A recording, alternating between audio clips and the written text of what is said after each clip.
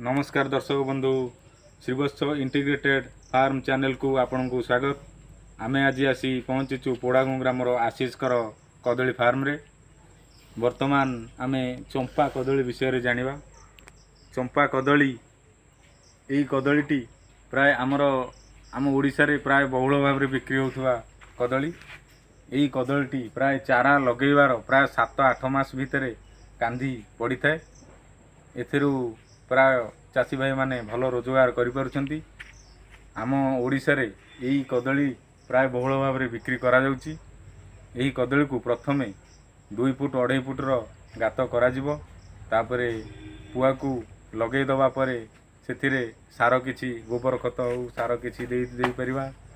तापरे आमे एई कदलीटी प्राय पाचिला आकार रे बिक्री करा जाय।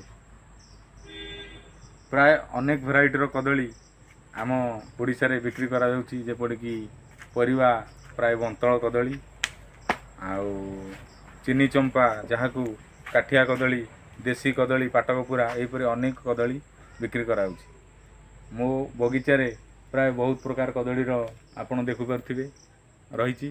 दक्षिणी कदली आंध्रा कदली दक्षिणी कदली आंध्रा बिहन जहा दक्षिणी कदली कहउची से मध्य मो फार्म रे अछि। एई कदली चाष करी मु भल रोजगार करि पारुची। एई कदली प्राय मु 1000 गछ लगेइची। सेथरु वर्ष को प्राय 1 लाख टंका मु लाभ करि पारुची एवं मो परिवार खुशी रे चलै पारुची।